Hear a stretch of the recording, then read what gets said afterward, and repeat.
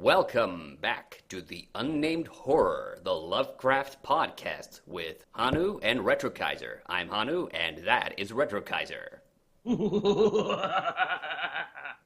Ia Cthulhu Fatagan from me as well. Yes, so this is the Unnamed Horror podcast where I read an HP Lovecraft story, and Kaiser makes funny sound effects.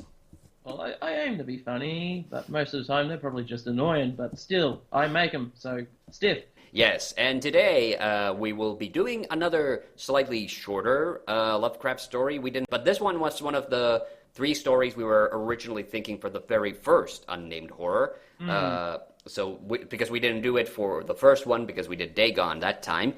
This time we are going to do Cool Air, and this one is one of my personal favorites. And I've mentioned this story before, although I think I got the title wrong that time in one of our Poecasts, which is the other podcast where we read horror stories and where Kaiser also makes annoying sound effects in.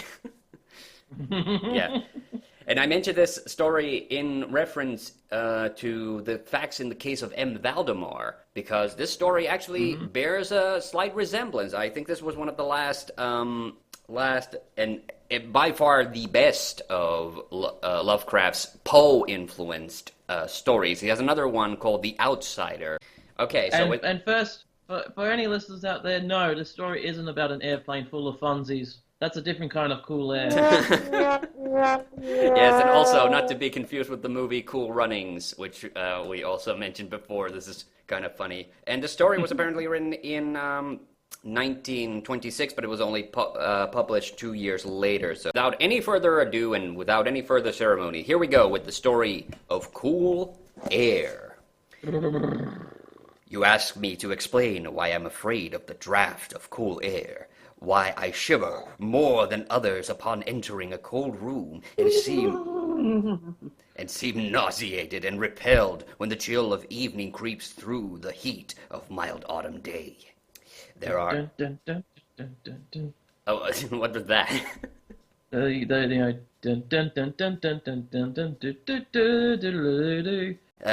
There are those who say I respond to cold as others due to a bad odor, and I am the last to deny the impression.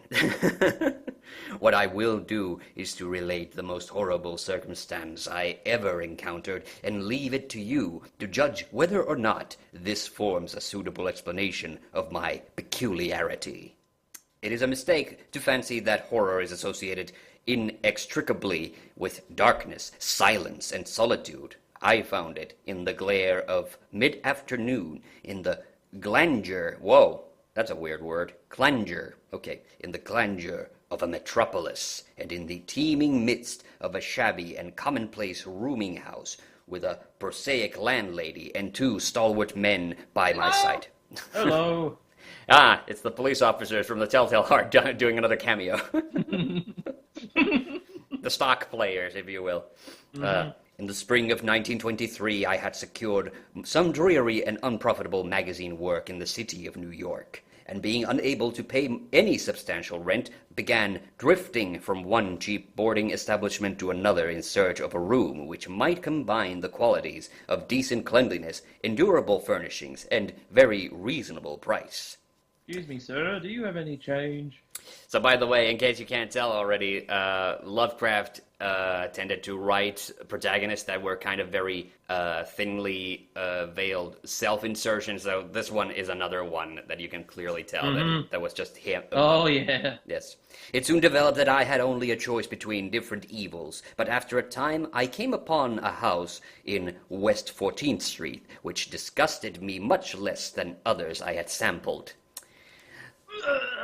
That is a funny way to say it here. Like sampling an apartment. But yeah, I suppose that's what you mean. No, I think I like the taste of the brick house a bit better than the straw one. Yes, too much mold. Yeah. The place was The place was a 4-story mansion of brownstone, dating apparently from the late 40s. The 1840s in this case, so, and fitted with woodwork and marble, wow, I really mumbled that word badly, didn't I? And marble, whose stained and sullied splendor argued a descent from high levels of tasteful opulence. I saw that word, and I at first I was about to say decent, but yeah, descent. Obviously, that's how you say that. In the rooms, large and lofty, and decorated with impossible paper and ridiculously ornate stucco cornices. Whoa, okay. There lingered a depressing mustiness and hint of obscure cookery. Obscure cookery. Retro Kaiser's cooking show coming in January. Move on. I was trying to make a joke that if you saw me cooking, that place would be on fire. Like, Exactly. you have not seen me cook Pop-Tarts before, haven't you? You've not seen that famous picture of me cooking Pop-Tarts and nearly burning the house down. Oh boy, all right. But the floors were clean, and the linen tolerably regular, and the hot water not too often cold and turned off. Not too often, yeah. So that I came to regard it as at least a bearable place to hibernate till one might really live again. The landlady, a slatternly, almost bearded Spanish woman named Herrero, did not, wait a minute. Hello. Wait a minute. How do you say the H's in Spanish? Is it Herrero or wait a minute? Herrero. Yeah, I think you're supposed to say an H as in Herrero, because then you say the Che as an H. So Herrero. That's how you say that. Okay. Herrero did not annoy me with gossip or with criticisms of the late-burning electric light in my third-floor front hall room, and my fellow lodgers were as quiet and uncommunicative, wow, that is a hard word, as one might desire, being mostly Spaniards. Hello. Oh, okay, that's... nice one. Quiet. Yes, being mostly Spaniards, a little above the coarsest and crudest grade. Only the din of streetcars in the thoroughfare. That was a very quiet beep. Okay, only the din of streetcars in the thoroughfare below proved a serious annoyance. I had... What, no more car sounds? Aruga! There we go. I had been there about 3 weeks when the first odd incident occurred. One evening at about 8, I heard a spattering on the floor and became suddenly aware that I had been smelling the pungent odor of ammonia for some time. Looking about, I saw that the ceiling was wet and dripping.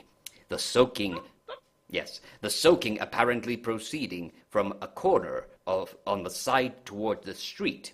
Anxious to stop the matter at its source, I hastened to the basement to tell the landlady, and was assured by her that the trouble would quickly be set right. Dr. Muñoz, she cried as she rushed upstairs ahead of me. He has spilled his chemicals. He is too sick for doctor himself, sicker and sicker all the time. God. And but he will not have no other for help. He is very queer in his sickness. All day he take funny smelling baths and he cannot get excited or warm. All his own housework he do. Sorry, I'm trying to read the lines as they are written, but this is not the usual Spanish accent that I do. So it's us. Wait a minute. No, you sound more like Speedy Gonzales if he was trained by William Shatner. Do you want me to do my creepy Peter Lorre voice for the rest of this? That'll be better. That'll be a lot less racist too. His little room are full of bottles and machines, and he do not work as doctor. But he... This is really funny because this is supposed to be a woman. But he was great once. But father in Barcelona have heard of him, and only just now he fix an arm of the plumber that get hurt of sudden. He never go out, only on roof. And my boy Esteban, he bring him his food and laundry and medicines and chemicals. My God, the sal ammoniac that man use for keep him cool. Mrs. Herrero disappeared up the staircase to the 4th floor. Slam. And I returned to my room. The ammonia ceased to drip, and as I cleaned up what was spilled and opened the window for air, I heard the landlady's heavy footsteps above. Oh, There we go. You're turning into a Foley artist there. Very good. Dr. Muñoz I had never heard, save for certain sounds as of some gasoline-driven mechanism. Since his step was soft and gentle, I wondered for a moment what the strange affliction of this man might be, and whether his obstinate refusal of outside aid were not the result of a rather baseless eccentricity. Wow, he really loves throwing, those hard words at the end of sentences. There is, I reflected tritely, an infinite deal of pathos in the state of an eminent person who has come down in the world. I might never have known Dr. Muñoz had it not been for the heart attack that suddenly seized me one forenoon. Forenoon? Oh, as in, in the morning, before noon. Ah, nice. As I sat writing in my room, physicians had told me of the danger of those spells, and I knew there was no time to be lost. So remembering that the landlady had said about the invalid's help of the injured workman, I dragged myself upstairs and knocked feebly on the door above mine. My knock was answered in good English by a curious voice some distance to the right. In good, yes, such good English, such a good hello there. Asking my name and business, and these things being stated, there came an opening of the door next to the one I had sought. A rush of cool air greeted me, and though the day was one of the hottest of late June, I shivered as I crossed the threshold into a large apartment which rich and tasteful decoration surprised me in this nest of squalor and seediness. wow. A folding couch now filled with its diurnal roll of sofa, and the mahogany furniture, sumptuous hangings.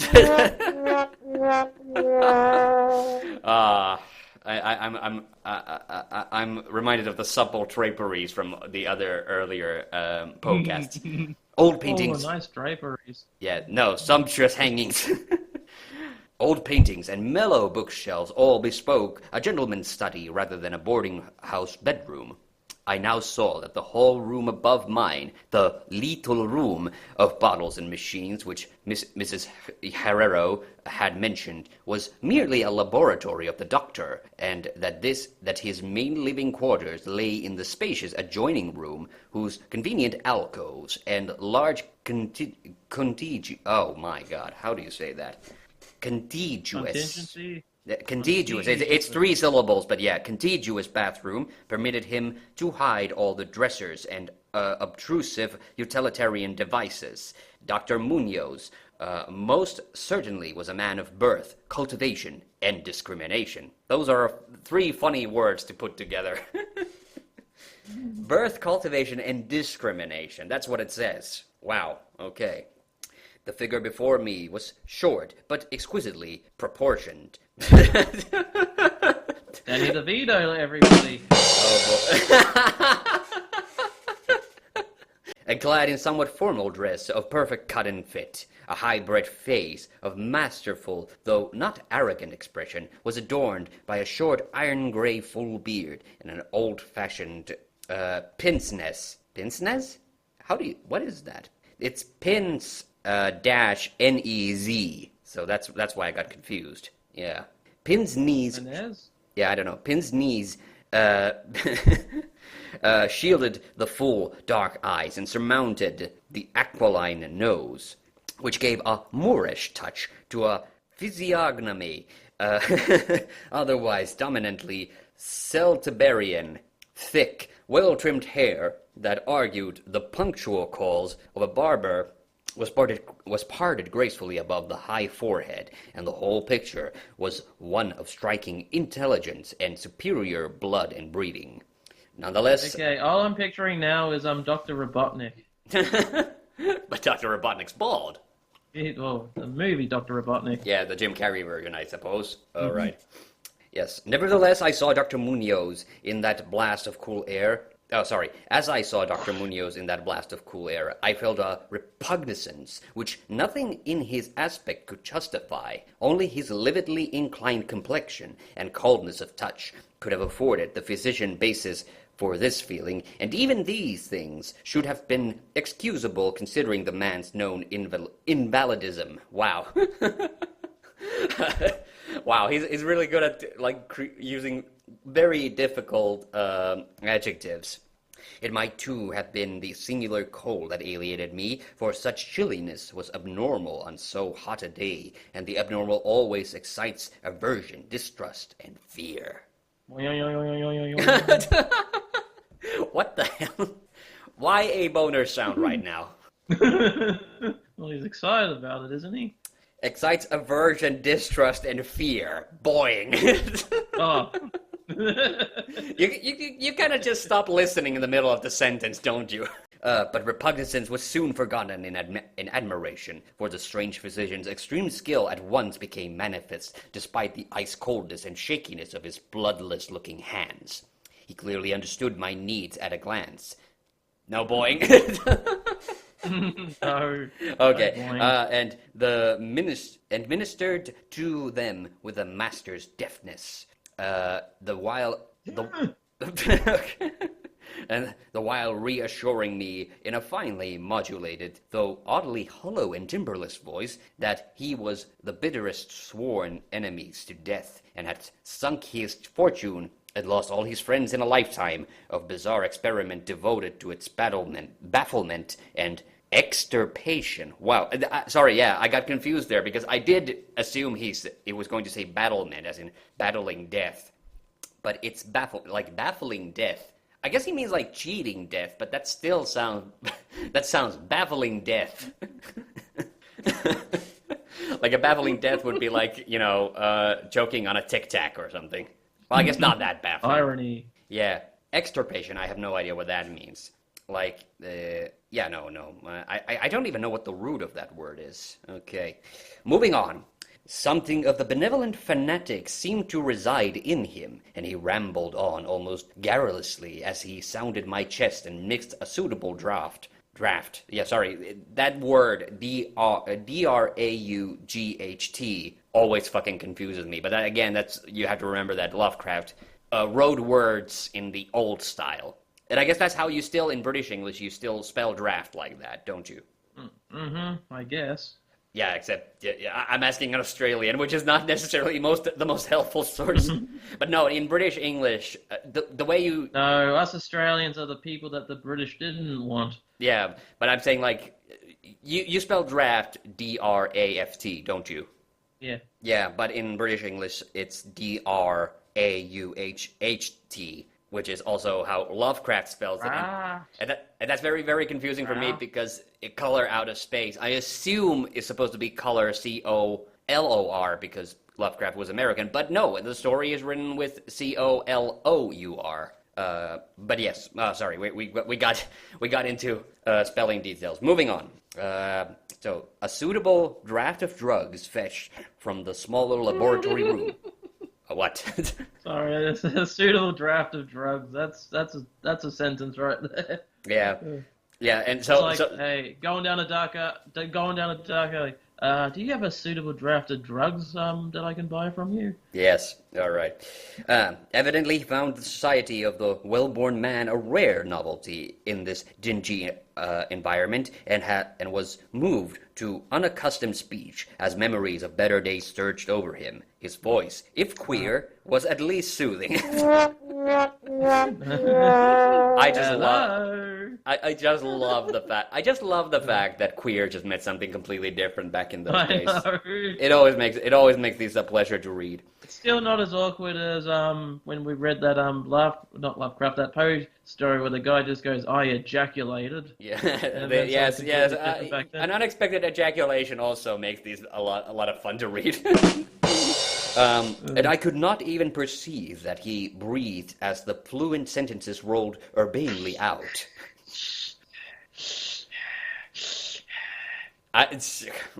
Okay, yes, moving on. He sought to distract my mind from my own seizure by speaking of his theories and experiments, and I remember he's tactfully consoling me about my weak heart by insisting that will and consciousness are stronger than organic life itself, so that if a bodily frame be but originally healthy and carefully preserved, it may, through a scientific enhancement of these qualities, retain a kind of nervous animation despite the most serious impairments, defects, or even absences in the battery of specific organs. He might, he half-jestingly said, someday teach me to live, or at least to possess some kind of conscious existence without any heart at all. For his part, he was afflicted with a complication of maladies requiring a very exact regimen, which included constant cold. Any marked rise in temperature might, if prolonged, affect him fatally, and the frigidity of his habitation, some 55 or 56 degrees Fahrenheit, was maintained by an absorption system of ammonia cooling. The gasoline engine of whose pumps I had often heard in my room in my own room below. So that's a nice little... Ladies and gentlemen, Yes? Ladies and gentlemen, we're witnessing the origin story of Mr. Freeze. Yeah, pretty much, yes. And I appreciate... it wasn't necessary for Lovecraft, but I appreciate the fact that he specified that he's talking in Fahrenheits. That reminds me of one of my favorite, like, side tangent. One of my favorite... not off the cuff, it was scripted, but one of my favorite lines we ever did in one of our Aqualung cartoons, when it was in the police one, when Aqualung asks Wiley what was the freezing point of uranium, and he gives it in Kelvin, and then Gravity Man goes, "In Fahrenheit, you scumbag." Moving on. Relieved of my seizure in a marvelously short while, I left the shivery place, a discipline and devotee of the gifted recluse. Well, that's a weird way to say it. I left the shivery place, a discipline and devote. Oh, yes, as in he is now the disciple. Sorry, I read that wrong. A disciple and devotee of the gifted recluse. After that, I paid him frequent overcoated calls. Listening while he told of secret researches and almost ghastly results, and trembling a bit when I examined the unconventional and astonishingly ancient volumes on his shelves. I was eventually, I may add, almost cured of my disease for all time by his skillful ministrations. It seems that he did not scorn the incantations of the medievalists, since he believed these cryptic formulae to contain rare psychological stimuli which might conceivably have singular effects on the substance of a nervous system from which organic pulsations had fled. I was touched by his account of the aged Dr. Torres of Valencia. I'm not sure if I said that name right either. Torres. There's no accents or anything. It's just Torres. Torres, yes, who had shared his earlier experiments with him through the great illness of 18 years before, whence his present disorders proceeded. No sooner had the venerable practitioner saved his colleague than he himself succumbed to the grim enemy he had fought. Perhaps the strain had been too great, for Dr. Muñoz had made it whisperingly clear. I love that. Not crystal clear, but whisperingly clear. Because his voice is so weak. Though not in detail, that the methods of healing had been mostly extraordinary, involving scenes and processes not welcomed by elderly and conservative gallants.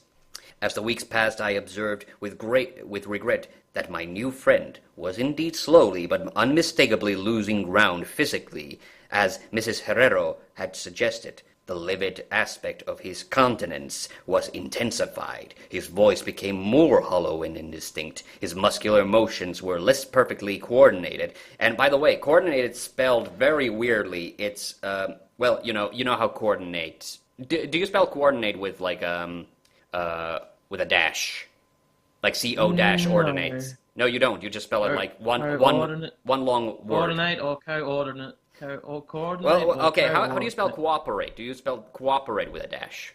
No. Yeah, just one long word.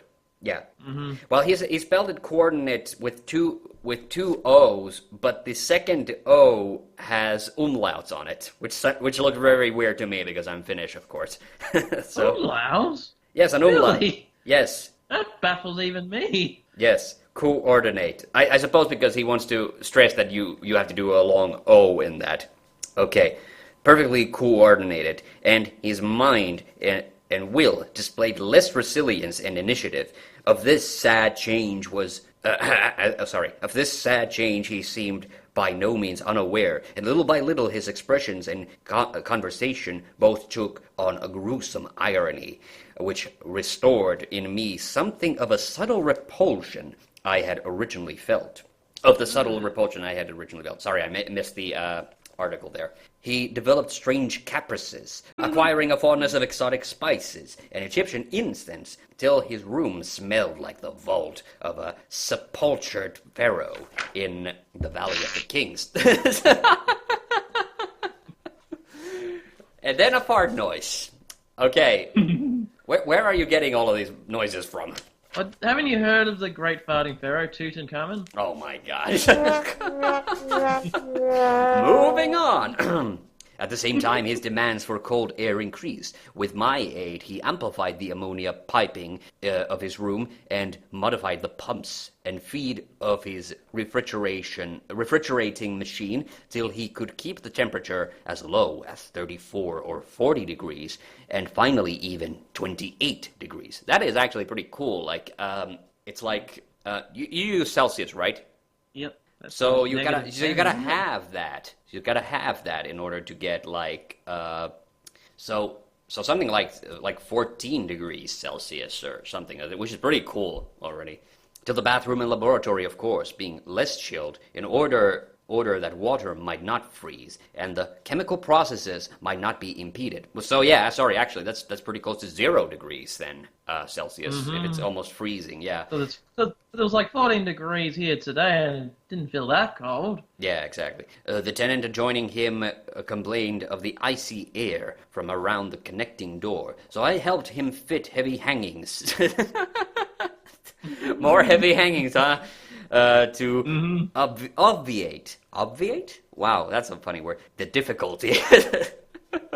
A kind of growing horror of outre and morbid cast.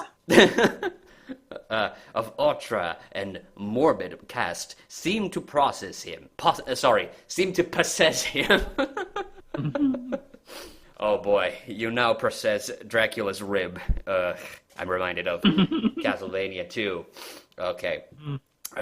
He talked of death incessantly, but laughed hollowly when such things when such things as burial or funeral arrangements were gently suggested.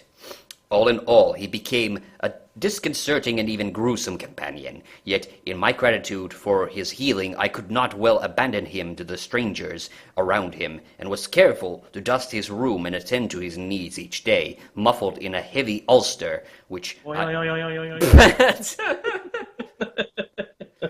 Another surprise boner there. Okay, which I bought especially for the purpose, and I likewise did much of his shopping and gasped in bafflement at some of the chemicals he ordered from druggists. Druggists? Wow, okay. And laboratory... Druggists? As in a drugstore owner, yeah. A pharmacist, if you will. Yep. And laboratory supply houses. An increasing and unexplained atmosphere of panic seemed to rise around his apartment. The whole house, as I have said, had a musty odor, but the smell in his room was worse.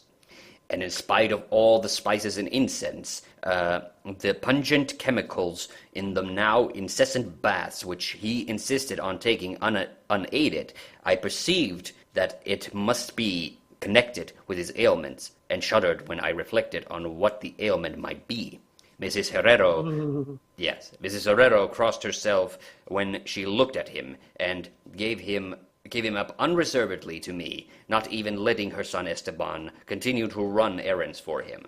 When I suggested other physicians, the sufferer again. Wow, yes, this is this is exactly as in like that in Valdemar. They used the word sufferer there as well. When I suggested other physicians, the sufferer would fly into as much of a rage as he seemed to dare to entertain. He evidently feared the physical effect of violent emotion, yet his will and driving force waxed rather than waned.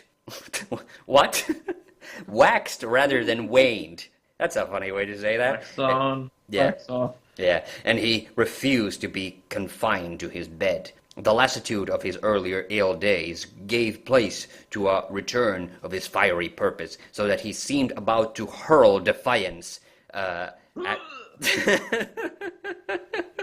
at the death demon. And demon spelled D-A-E-M-O-N. Classic way. Yes, even as that ancient enemy seized him. The pretense of eating, always curiously like a formality with him, he virtually abandoned, and mental power alone appeared to keep him from total collapse. He acquired a habit of writing long documents of some sort, which he carefully sealed and filled with injunctions that I transmit them after his death to certain persons whom he named, for the most part lettered East Indians, but including a once celebrated French physician who now generally thought dead, and about whom the most inconceivable things had been whispered. As it happened, I burned all these papers undelivered and unopened. His aspect and voice became utterly frightful, his presence almost unbearable. One September day, as an unexpected glimpse of him induced an epileptic fit in a man who had come to repair his electric desk lamp. A fit for which he described effectively, whilst keeping himself well out of sight. That man, oddly enough, had been through the terrors of the Great War without having incurred any fright so thorough. The Great War in this case is World War I, so in case you're wondering. Yes. Then in the middle of October, the horror of horrors came with stupefying suddenness. One night... Hello. One night above 11, the pump of the refrigeration machine broke down, so that within 3 hours of process of ammonia cooling became impossible. Dr. Muñoz summoned, not summoned. Simone and Pumbaa. Yes, I'm trying very hard to get because Dr. Muñoz, his name has that little wiggly thing. What do you call that? The worm, this worm symbol or whatever it is. I just call them the eyebrows. The eyebrows, yeah. The worms, the squiggly bits. Yeah, the squiggly thing. So that's when you know that it's supposed to be nya and not just a normal n. So that's why that sentence came out that way. I always try very hard to remember to say Muñoz, not Muñoz. So yes, Dr. Muñoz summoned me by thumping on the floor. And I worked desperately to repair the injury, while my host cursed in a tone whose lifeless, rattling hollowness surpassed description. My amateur efforts, however, proved of no use, and when I had brought in a mechanic from a neighboring all-night garage, we learned that nothing could be done till morning, when a new piston would have to be obtained. The moribund hermit's rage and fear, swelling to grotesque proportions, seemed likely to shatter what remained of his failing physique. And once a spasm caused him to clap his hands to his eyes and rush into the bathroom. Okay. He groped his way out with face tightly bandaged, and I never saw his eyes again. The frigidity of the apartment was now sensibly diminishing, and at about 5 a.m. the doctor retired to the bathroom, commanding me to keep him supplied with all... Have eaten that curry. commanding me to keep him supplied with all the ice I could obtain at all-night drugstores and cafeterias. As I would return from my sometimes discouraging trips and lay my spoils before the closed bathroom door, I could hear the restless splashing within, and a thick and a thick voice croaking out the door, "More! More!" At length, a warm day broke. and the yes, and the shops opened one by one. I asked Esteban either to help with the ice fetching whilst I obtained the pump piston, or to order the piston while I continued with the ice. But instructed by his mother, he absolutely refused. What? No sound effect? I absolutely refuse! No, senor. Okay. Finally, I hired a seedy-looking loafer. Dun, dun, dun, dun. Whom I encountered on the corner of 8th Avenue, and to keep the patient supplied with ice from a little shop where I introduced him, and applied myself diligently to the task of finding a pump piston and engaging workmen competent to install it. The task seemed interminable, and I raged almost as violently as the hermit when I saw the hours slipping by in a breathless foodless round of vain telephoning and a hectic quest from place to place, hither and thither, by subway and surface car. Hither and thither, that's a very difficult word. I much prefer to and fro, the one that we use a lot in the podcasts. Yes. How do you say that? Hither and whither. Now I've got the lisp now. Yeah. About noon, Hither and whither. Yeah. About noon, I encountered a suitable supply house far downtown. At approximately 1:30 p.m., arrived at my boarding place with the necessary paraphernalia and 2 sturdy and intelligent mechanics. Hello. Thank you. I had done all I could and hoped I was in time. Black terror, however, had preceded me. The house was in utter turmoil, and above the chatter of awed voices, I heard a man praying in a deep basso. Oh, help me! Basso, I think that means like a low voice. Oh, help me! Fiendish things were in the air, and watchers told over the beads of their rosaries as they caught the odor from beneath the doctor's closed door. The lounger I had hired, it seems, had fled screaming, mad-eyed, not long after his second delivery of ice. Perhaps as a result of excessive curiosity. He could not, of course, have locked the door behind him, yet it was now fastened, presumably from the inside. There was no sound within the nameless... There was no sound within save a nameless sort of slow, thick dripping. Briefly consulting with Mrs. Herrero, the workman, despite a fear that gnawed my inmost soul, I advised the breaking down of the door, but the landlady found a way to turn the key from the outside, so with some wire device.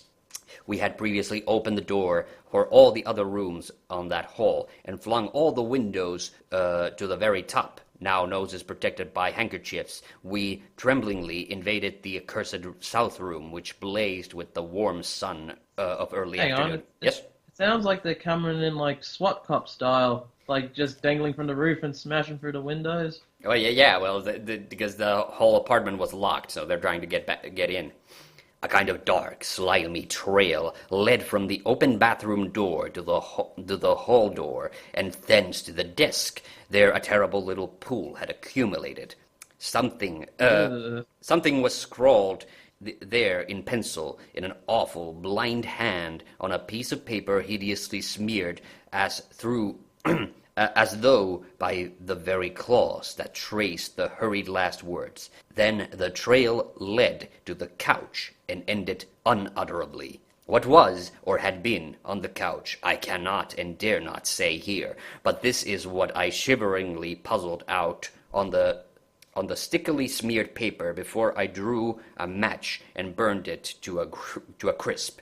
What I puzzled out in terror as the landlady and 2 mechanics rushed frantically from the hellish place to babble their incoherent stories at the nearest police station. The nauseous words, which well nigh incredible in that yellow sunlight, with the clatter of cars and motor trucks ascending clamorously from crowded 14th Street. Yet I confess that I believed them then.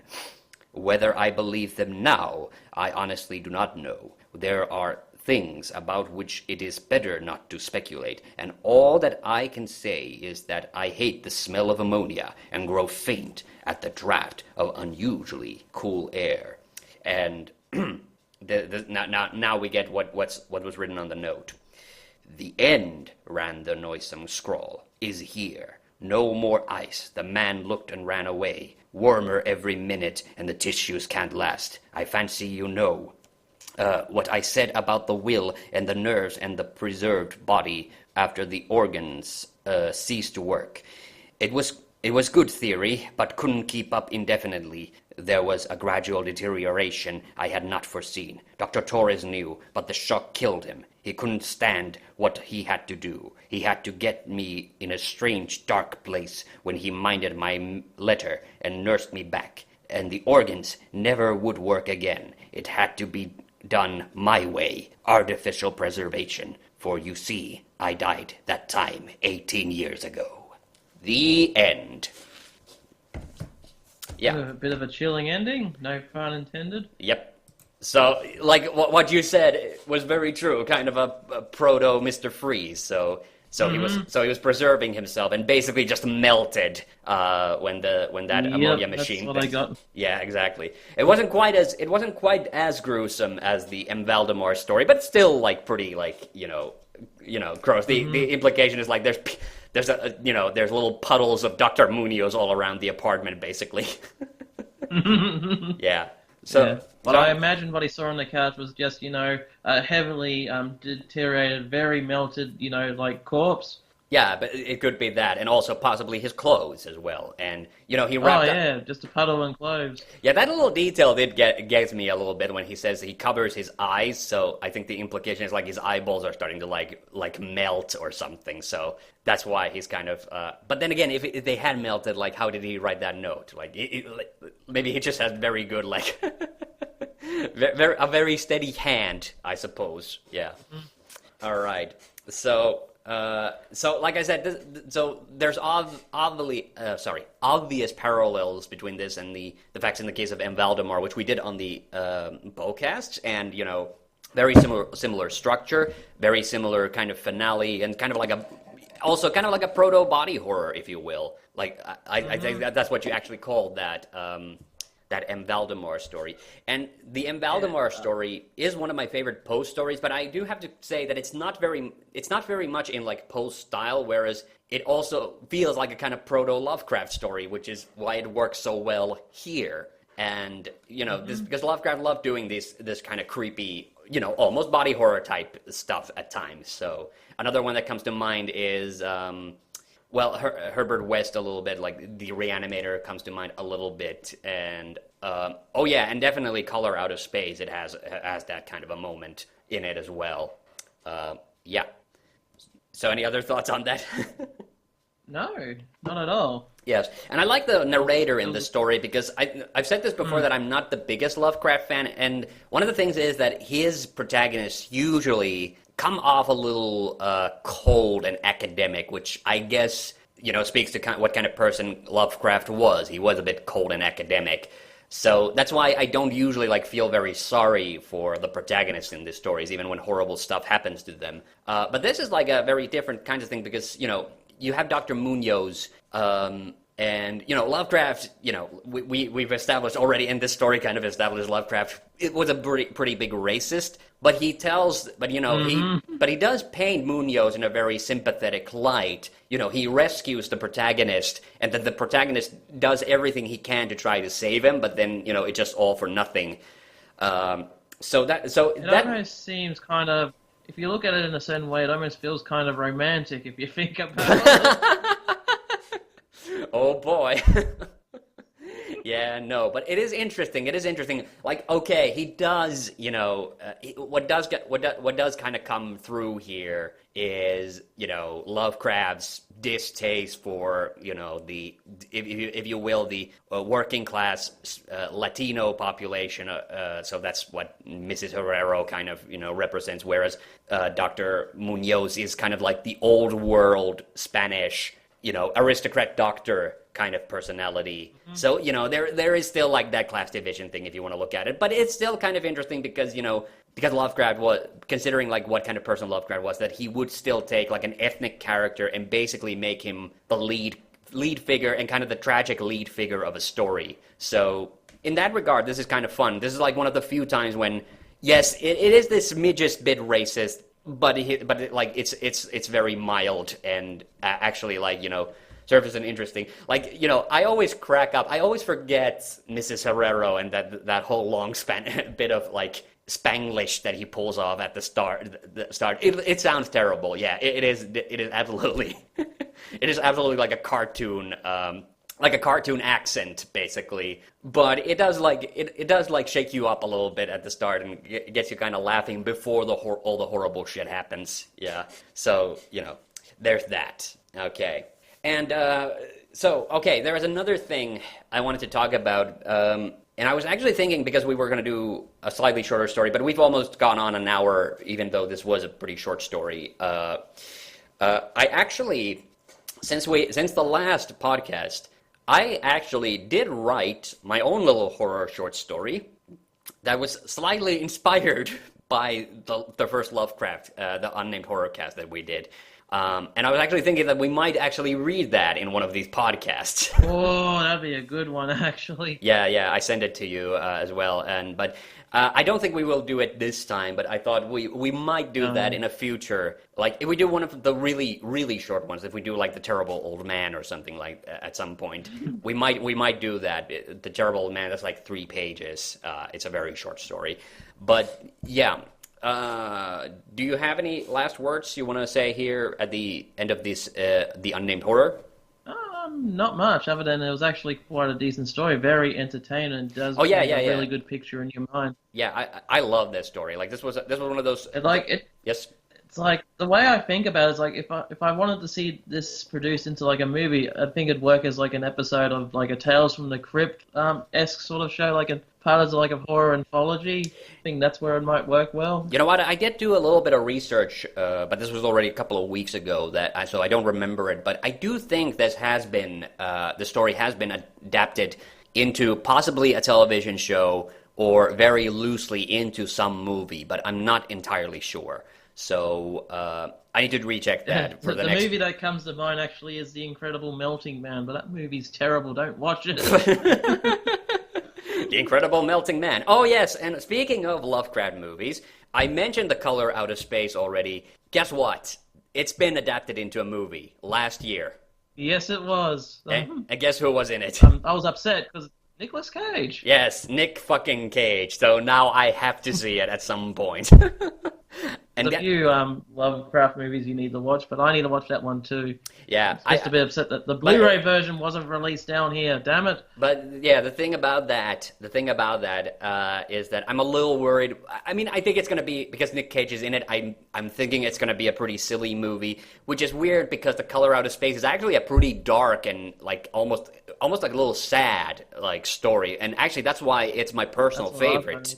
Yeah, it's my personal favorite. That's my number one favorite Lovecraft story, and we will definitely do it at some point. But yeah, so that one, another one actually has a very, not famous, but let's say mostly well-received movie adaptation is the Dunwich Horror. I think they made a movie out of that in the 70s, and I think that movie is mostly faithful to the original Lovecraft story. They might have like streamlined some of the more incredible parts of it, but mostly I think it's supposed to be like a fairly faithful adaptation. But yeah, so I do need to check that color split. Although, yes, one thing did bother me about it. Of course, they did then write the title in American English, so there's no U in color in that.